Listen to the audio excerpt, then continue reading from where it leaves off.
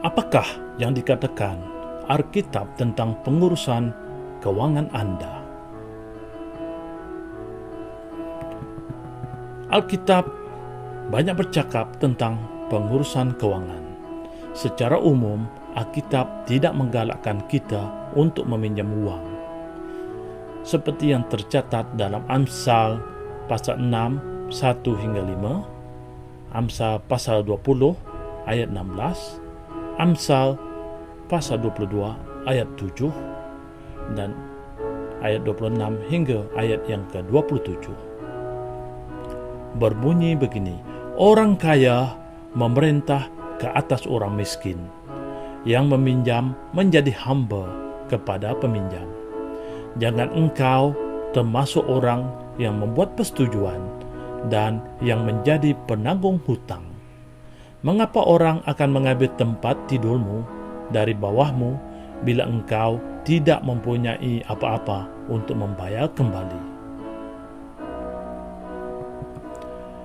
Alkitab berkali-kali memberi amaran terhadap pengumpulan harta, tetapi sebaliknya mendorong kita supaya mengumpulkan kekayaan rohani.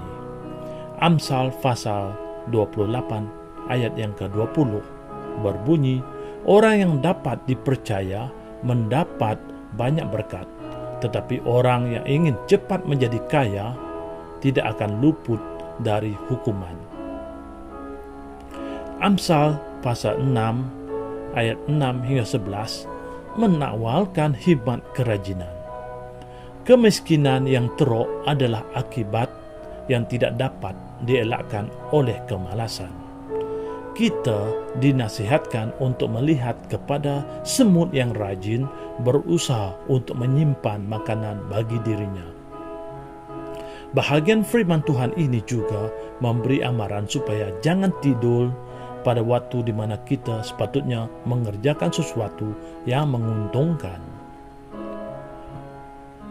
Seorang pemalas merupakan seorang yang lembam, dan seorang yang lebih menyukai tidur daripada bekerja. Masa depan untuk seorang pemalas sudah cukup jelas, yaitu kemiskinan dan kekurangan. Di suatu tahap pula, terdapat orang yang pada fikirannya hanya untuk mendapatkan uang. Menurut Pengkhotbah pasal 5 ayat 10, orang yang seperti itu tidak akan dapat dipuaskan dengan kekayaan dan terus mahu mendapat lebih banyak lagi. Dalam Timotius 1 pasal 6 ayat 6 hingga 11 juga memberikan kita amaran terhadap perangkap yang mengingini kekayaan. Daripada melonggokkan kekayaan ke atas diri kita, model Alkitab adalah memberi bukannya menerima. Camkanlah ini, orang yang menabur sedikit akan menuai sedikit juga, dan orang yang menabur banyak akan menuai banyak juga. Hendaklah masing-masing memberikan menurut kerelaan hatinya, jangan dengan sedih hati atau karena paksaan, sebab Allah mengasihi orang yang memberi dengan sukacita, yaitu di dalam 2 Korintus pasal 9 ayat 6 hingga 7. Kita didorong untuk menjadi pengurus yang baik ke atas semua pemberian Tuhan kepada kita. Dalam Lukas pasal 16 ayat 1 hingga 13 mengatakan, Yesus memberitahu tentang hamba yang tidak jujur untuk memberi amaran kepada tentang pengurusan yang lemah. Pelajaran daripada perumpamaan tersebut adalah, sekiranya Anda tidak dapat dipercayai dengan kekayaan di dunia, bagaimanakah Anda akan dipercayakan dengan kekayaan yang sebenarnya?